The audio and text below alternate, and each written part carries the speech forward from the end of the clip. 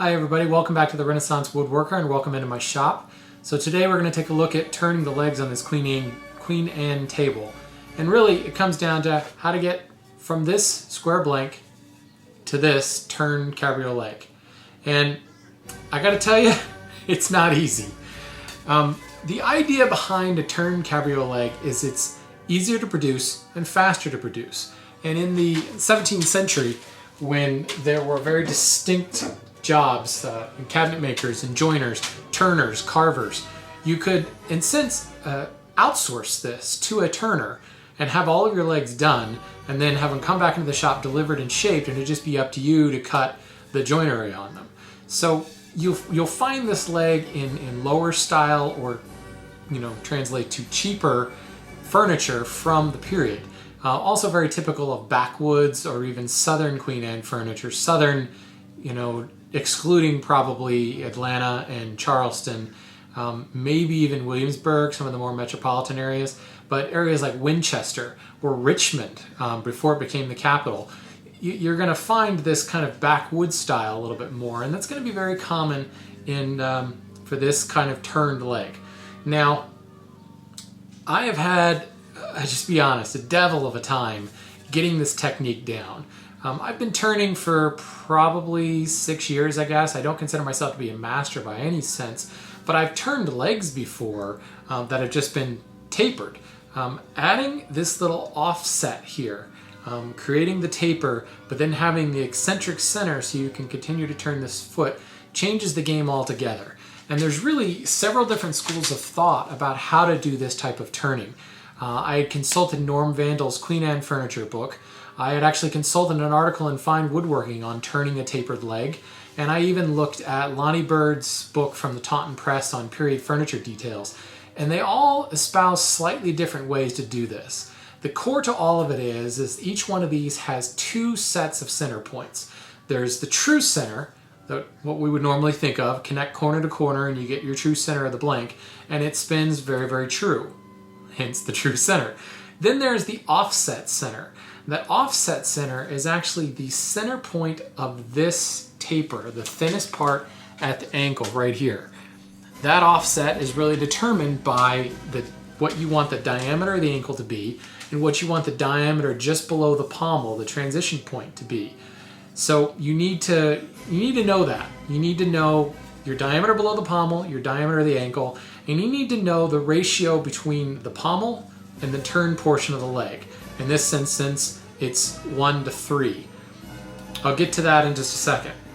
So knowing these two diameters, you subtract the smaller diameter from the larger diameter, and you get the diameter of your offset. Now, the easiest way to think of this is in terms of radii.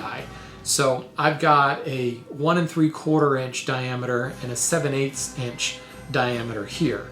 So we're talking in terms of radii.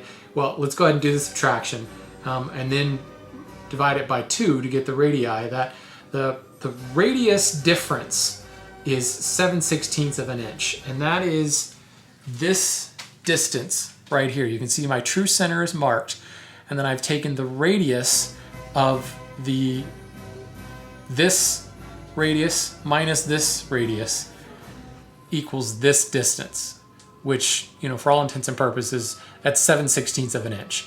But I know now that's where my center point of this dimension is. So that's one center point. Now the thing is, you're going to be creating an entirely different axis, and you want the true center line and the offset center line to intersect here at the pommel.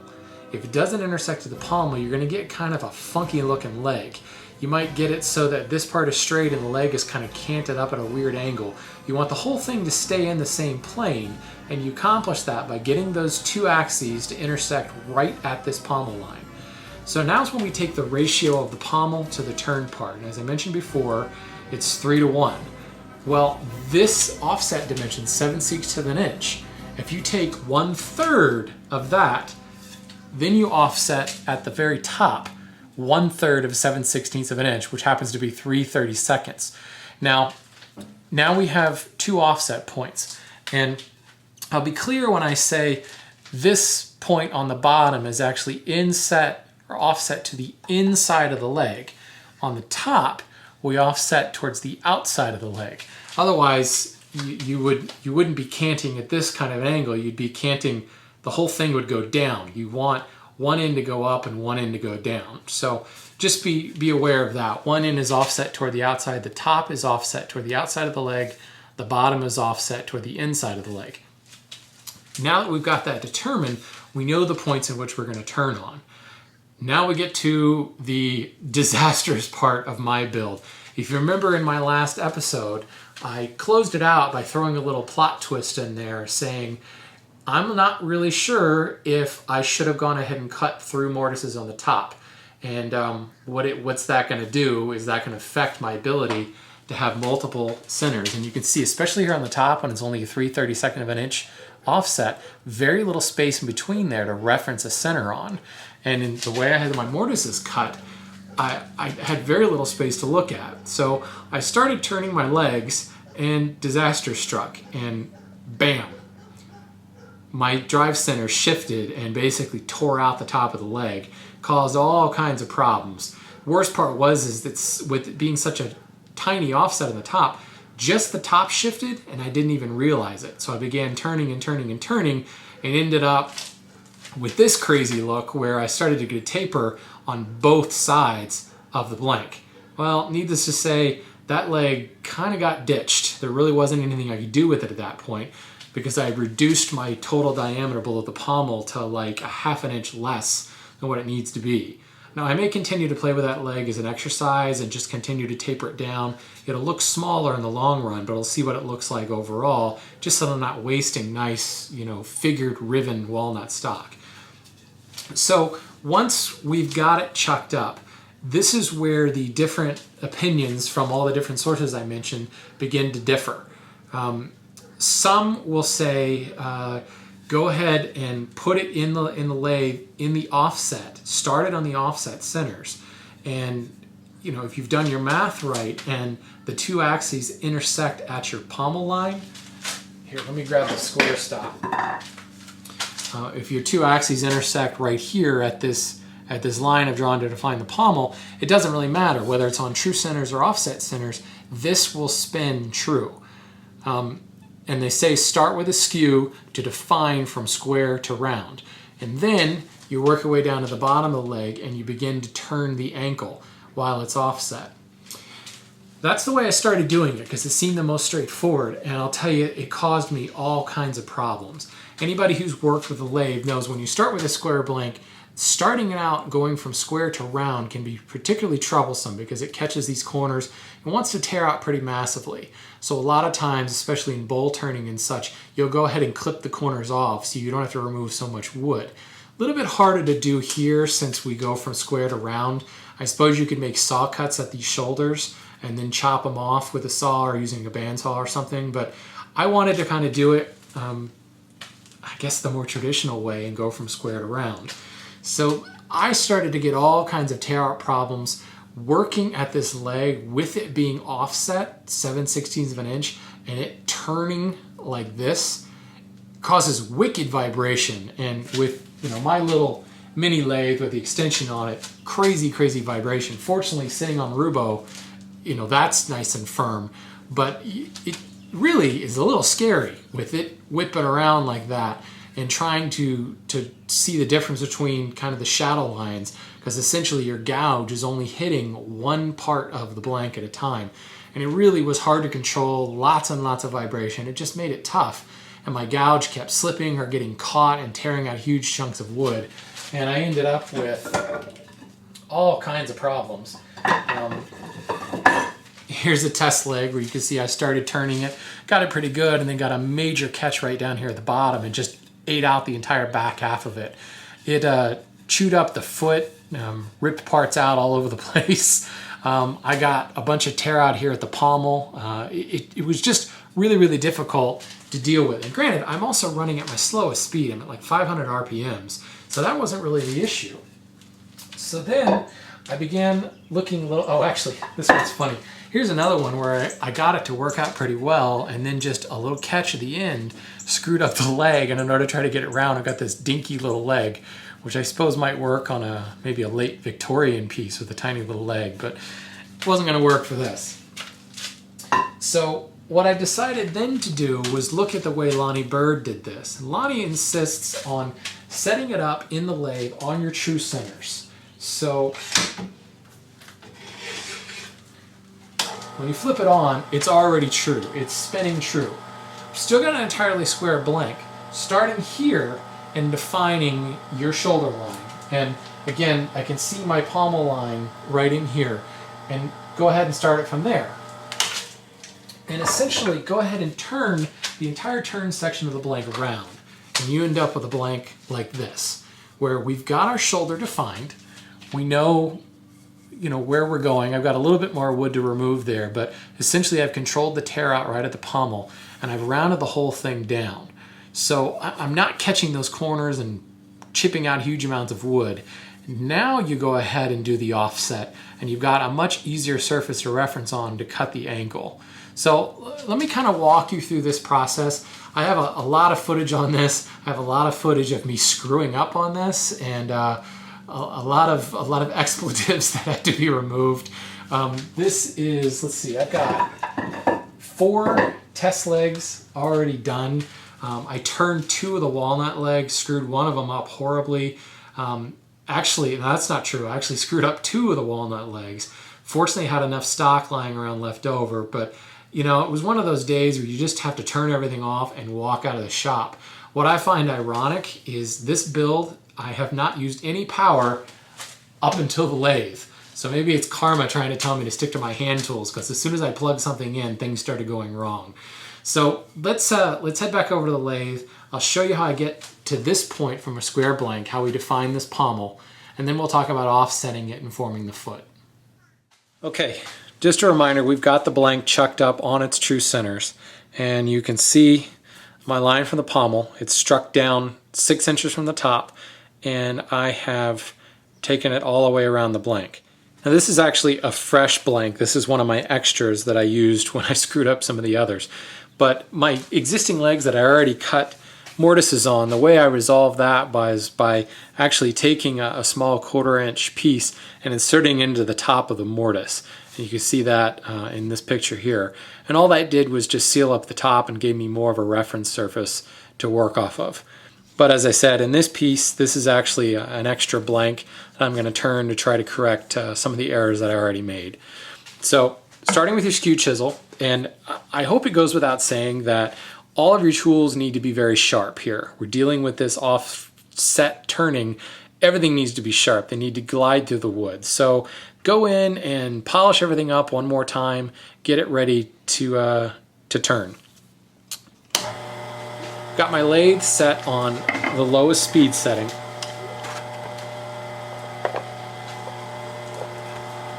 Face shield in place, because chips will be flying. Now coming in and leading with the sharp edge, the long edge of the skew, we're going to come in here at an angle and kind of form a V cut in both directions. So let's start at the top.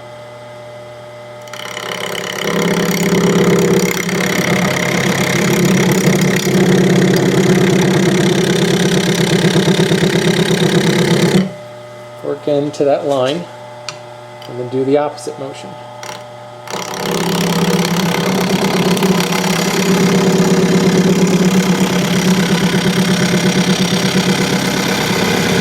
And go into the center and just push your way in.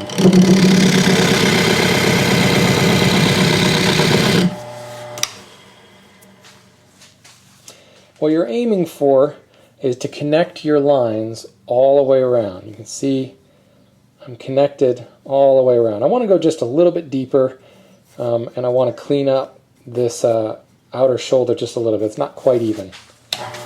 So we'll come back into this V cut. Just work it down one more time. Go just a little bit deeper.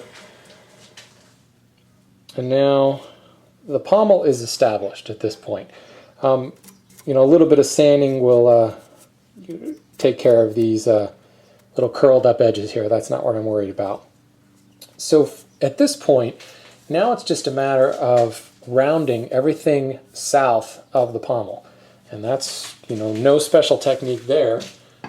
Done the same way you would take a blank round with any other square blank. The one thing you have to worry about is right up here at this edge. You just have to be a little bit careful. So I'll start there.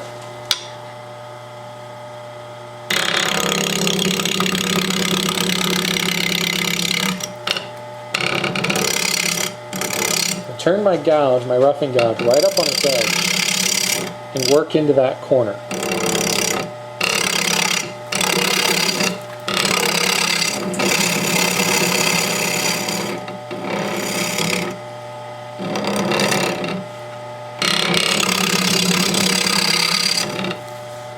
Should be pretty close to around there. Almost. Got two little flats to deal with.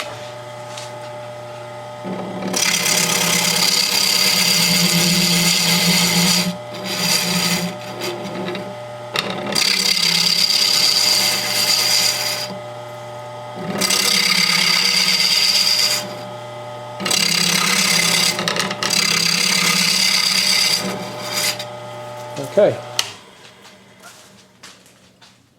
So now you can see I've got it round across the entire piece, and this establishes my top diameter, which really should be about 1 3/4 of an inch. About 1 3/4 of an inch. Diameter doesn't have to be exactly perfect, and we'll go ahead and refine it. See, I've still got a little bit of a line here where my skew established that. I'll clean that up with a more delicate tool like my spindle gouge a little bit later. But for now, I'm just going to go ahead and work my way down the rest of the blank, and that would be just the same as rounding any old cylinder. All right, so now we've got the rest of the blank turned round. And really, the key part is your rounding. It doesn't have to be perfect. You do want it somewhat uniform, and you don't want to go too far past round. In fact, there's a couple spots that I've actually left one tiniest flat edge here. And this is actually going to be the back of the leg once we offset it. Now, when you get down to the end, you need to be particularly careful. You don't go, you want to get it round, because this is going to be the area of largest offset and therefore kind of the most difficult spot to turn. So you don't want any flat edges or corners to catch it.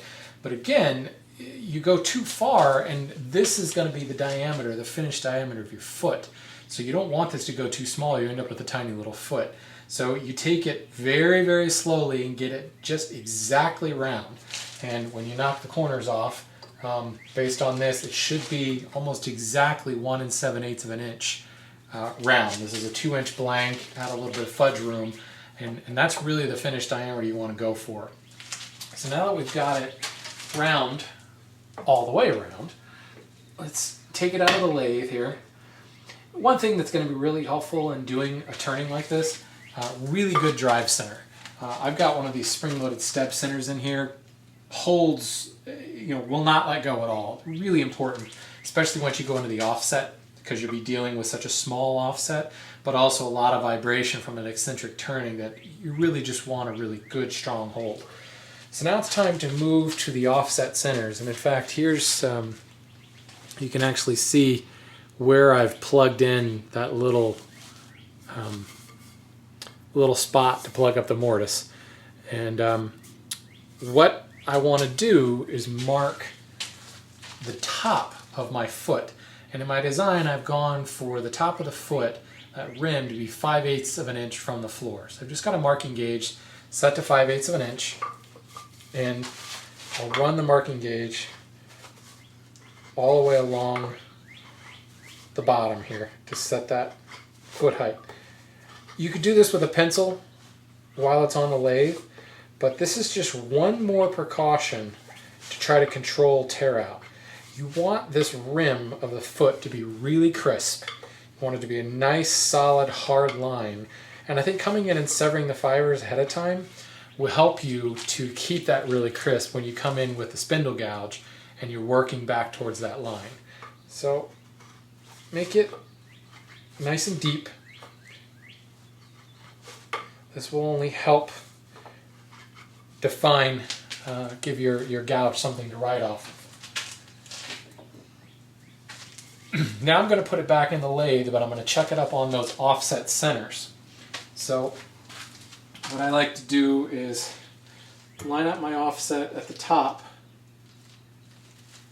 first, and then just slowly wheel this in. And if you've marked your offsets with a scratch awl, it's just a matter of letting the spur from the tailstock drop in there. Tighten it up good, lock everything down on the lathe.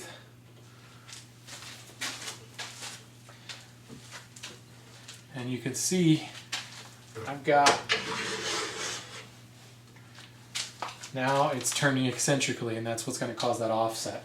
Again, double check that you've got it on your slowest speed. Step out of the way of the line of fire and flip it on. Should have a really, really strong grip on both ends, and that's why plugging the top of that mortise was imperative, so that I've got a good grip. The other thing that you look at is, you know, we've got this wobble down here, and the wobble gets less and less to the pommel, to the point where it's running true right at the pommel. If you remember correctly, that's where I wanted those two axes to intersect. So it's kind of a nice gut check that you've got your layout just right here. So what I'm going to do is move down to the foot, and using a spindle gouge, I'm going to make a series of cove cuts and work my way back to that marking gauge line, and that will define my foot.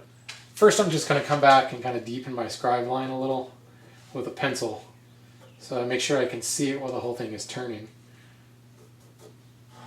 Alright, you can see from this perspective really that wicked wobble we get with this eccentric turning, and this is why I was, you know, had a lot more luck by rounding off the corners ahead of time. So you can clearly see my line marking the top of the foot, and I just want to remove a little bit of the wood away from it. So this is a lot about controlling vibration. This is also a lot about stance. Get yourself into a nice wide stance, because essentially you're going to lock your arms in place, and you're only going to move your body. I'm not going to move my hands at all. I'm moving all from the legs. And I want to just remove a little bit of the wood around the ankle, so I've got some room to play with. So at this point, I lift the handle and I kind of ease into the cut, but I'm really only removing wood from one side of the blank.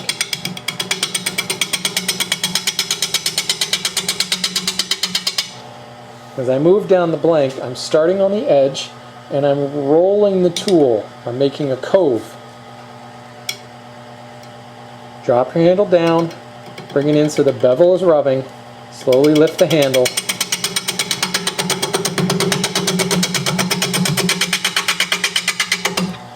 Move it down. You can see a little bit of what's going on here. You can see I'm only removing wood from this one side of the blank. The back is completely untouched. Let's come from the other end.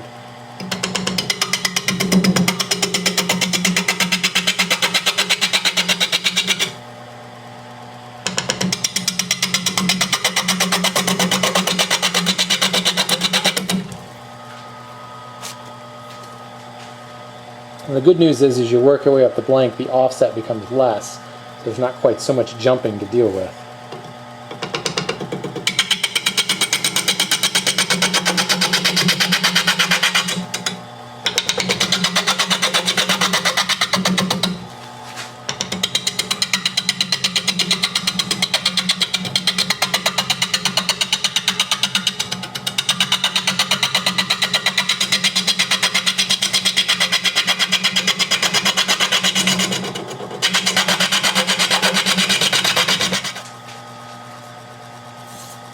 As you work your way back towards this line, you want to keep your tool on its side and very slowly enter the cut.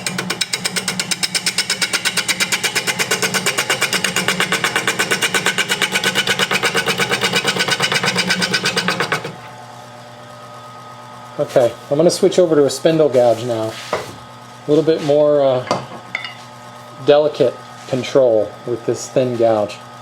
You could probably use a a 1/2 inch spindle gouge. This is a 3/8 inch gouge. A 1/2 inch would give me a little bit more beef to deal with, but this is all I have, unfortunately. So again, starting the tool on its side, into the cut, and roll it to the bottom.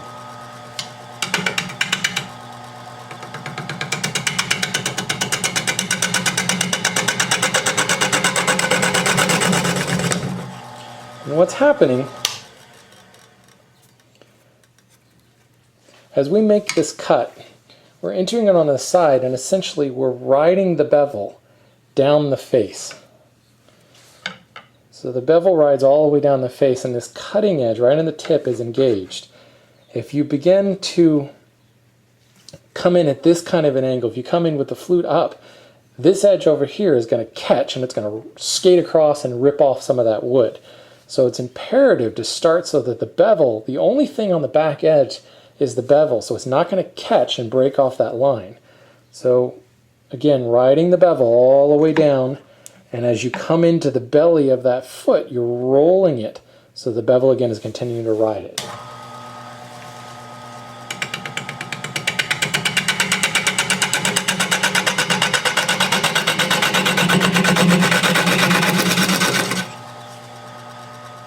I'm going to switch back over to my roughing gouge, and I want to move up from the foot a little bit. What I want to do is establish the diameter here. Essentially, I'm going to cut until really the vibration dies off.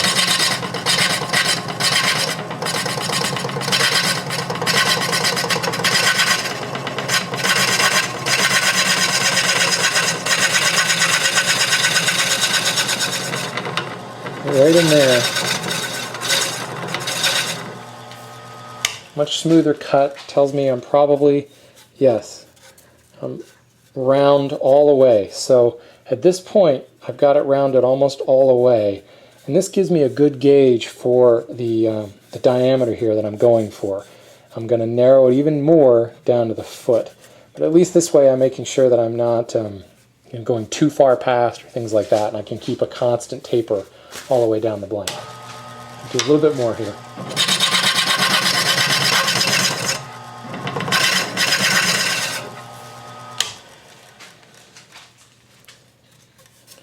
Yeah, nice smooth taper there. And the good news is really when it gets to perfectly fully round, you know you're at that finished diameter. So it's not a matter of working real hard to keep it to be a perfectly flat taper, because you can tell by the vibration of the tool on the lathe that you're at that dimension. So let's go back to work on the foot here and finishing up the cuts to define that ankle.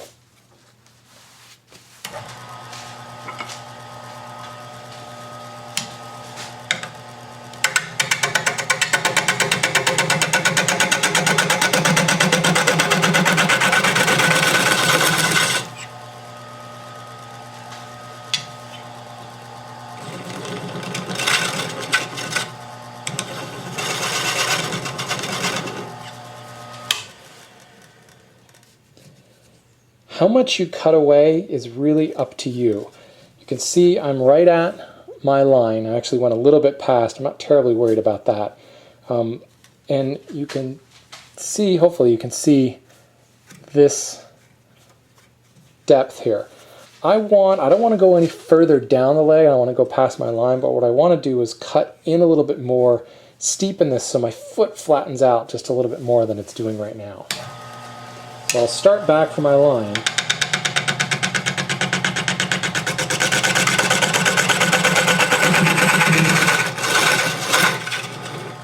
Okay. Define that just a little bit more. Now I've got a little bit more of the curve that I'm looking for on that foot. So I'll take a step back. I'll go ahead and I will finish the taper all the way down the leg here. As you're finishing this taper, keep your cuts very light, especially in these parts that you haven't touched yet. You're still getting a lot of vibration. That's just the bevel rubbing. You can see how much my tool is jumping about there. Nice light cuts, just to lift your cutting edge in.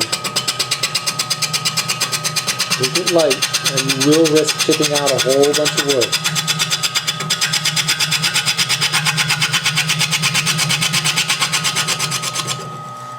This is not about projecting the tool into the wood. It's about levering it into the wood by lifting that handle up. As soon as you start to try to project it or jab it into the wood is when you're going to get a catch and basically ruin your piece.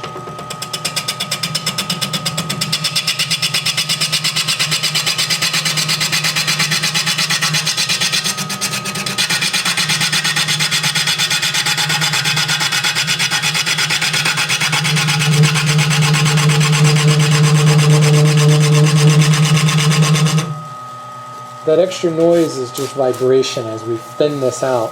One of the things you can do to control that is just balance with your hand behind it. Just controls a little bit of that extra movement so you can get a smoother cut.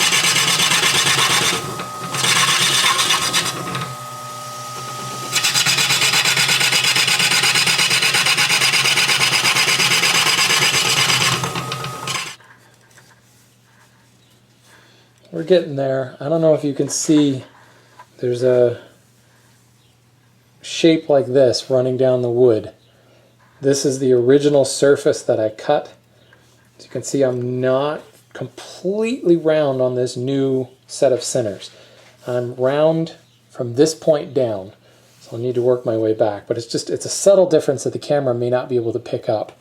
But obviously I'm getting a rougher cut on this eccentric center because there's so much vibration.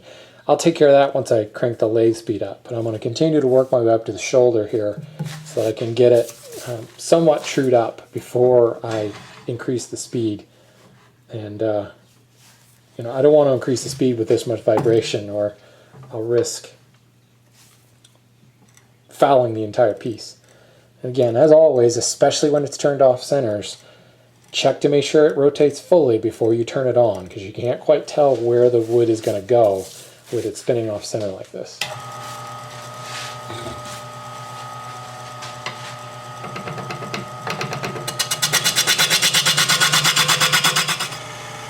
Pump the speed up to about 1300 RPMs.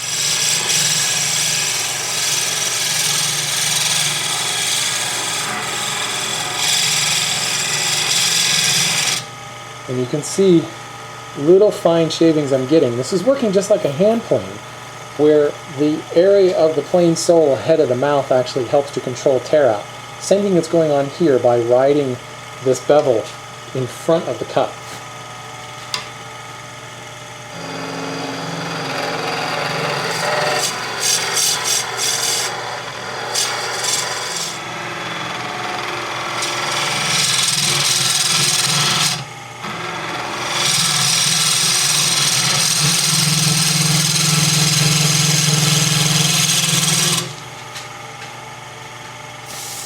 Your hand back, try to control that vibration.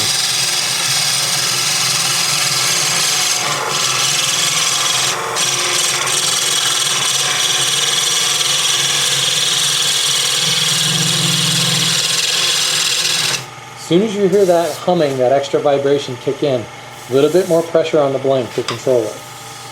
Now just watch as you bring down here, watch that your hand doesn't whack this foot. That'll really leave a mark.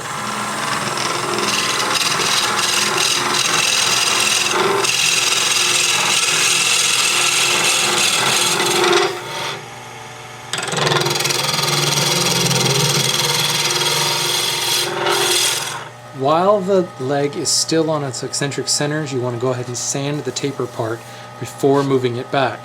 Once you move the leg back to true centers to turn the bottom of the foot, you'll actually turn away your offset center. So go ahead and sand it now.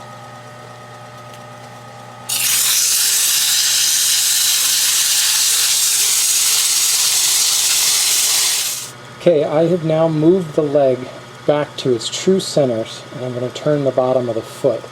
This is where it can get a little dicey because you've done all this work and the slightest little slip will screw the whole thing up. With the leg, the mass of the leg mostly offset, I get a wicked vibration in the lathe. This is where having a really, really heavy lathe would help with this. But just as before,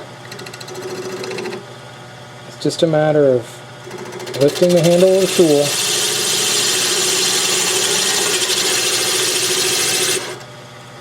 and working it down. I'm just rounding off the bottom here.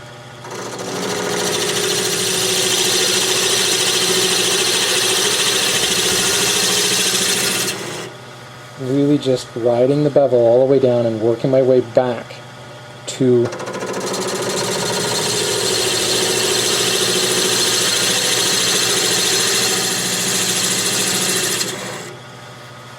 the top of the foot line.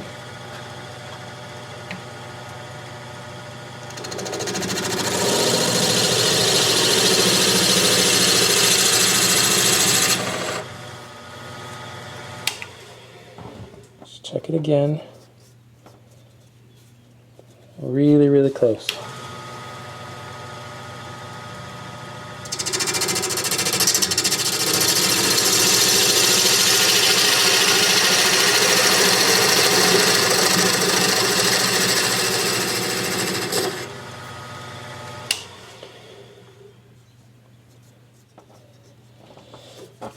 Now, what I'm going to do at this point is I'm actually going to move back up the leg a little bit. Actually, let's turn it off. You can see the back of the heel here. And I'm cutting at this point here. I want to just round this ever so slightly. But remember, this is where I'm only cutting on one side of it.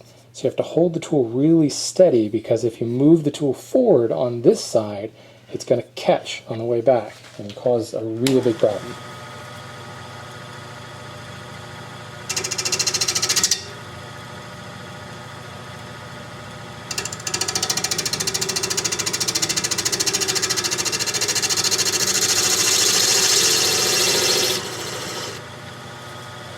Very, very light cut on that top section. Just to kind of ever so slightly curve that around.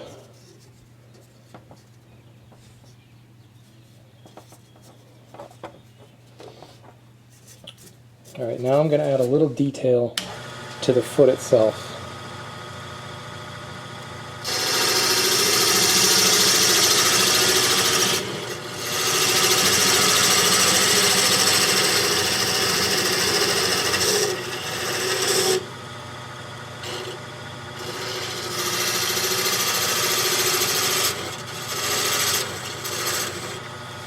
Wanted to swoop that foot in a little bit so I've got a little bit more delicate appearance.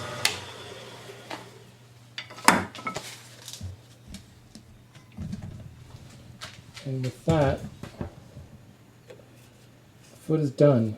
So I'm just going to hit this with probably starting at 220 grit sandpaper, because it's mostly polished from that skew, and we'll be finished. That finishes up the process. So you can see it's I could see if you did enough of these that it could actually be a very efficient process. That you could turn out a lot of these legs. What I like about it is there's a lot of room for your own take on the foot.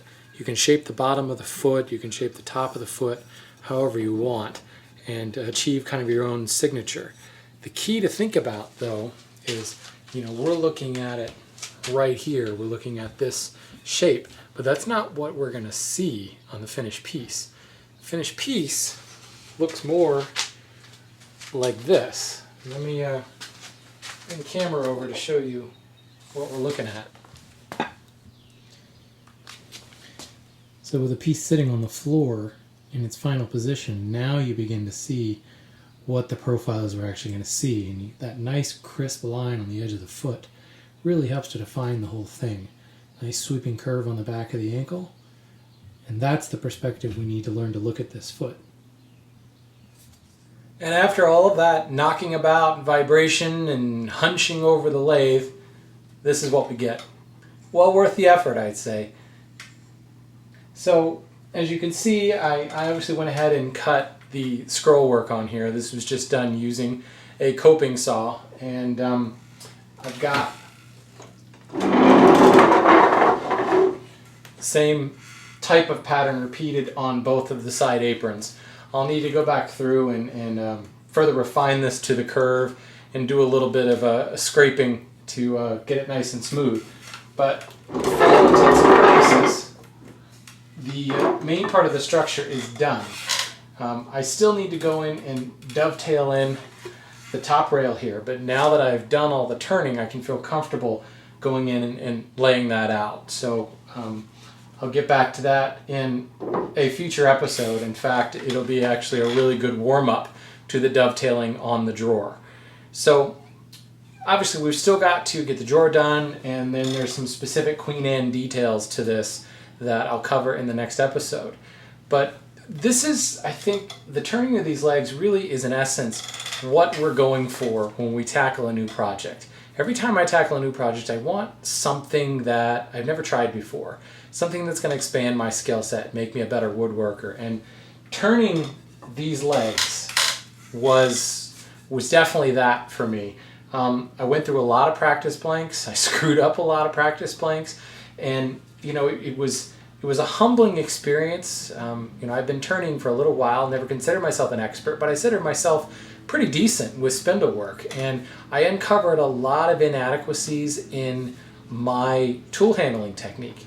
And when you're dealing with a piece of wood that is turning eccentrically, it dramatically increases or dramatically exploits rather the inadequacies of your turning technique. It's just like when you throw finish on a piece of wood, you can immediately see all the flaws in it because the wood is highlighted so much. When you put this spindle offset, you really have to be good with controlling your tools. And it's about riding the bevel the whole time, and not so much about the angle of the tool, but also the rotation of the tool to really get that cut just right. And if it's not just right, you get tear out. You get your knuckles banged up. You ruin an entire piece. You end up with tiny little feet like this that are all clawed up. So it was a frustrating experience, I'll be perfectly honest, because I kept screwing things up. But by the time I finally figured it out and that light bulb went on, I was able to produce 4 legs, and for that matter, produce 1 leg and reproduce 3 legs that are identical, or nearly identical, that no one really be able to tell the difference. Now that I've completed this, and I turned a total of 9 legs to get to this point, I feel very confident with this technique. I may need some warm up next time I do a table like this, but ultimately I've added another skill to my tool bag, and that's really all we can ask for every time we tackle one of these pieces. So until next time, thanks for watching, guys. I'm excited to get into the nitty-gritty details on this. One quick update, seeing as this episode's coming out at the beginning of April, Woodworking in America in October, out in the the Cincinnati and Kentucky areas, has been announced. It's going to be October 1st, 2nd, and 3rd. Registration will open sometime in May. If history serves me, probably the beginning of May.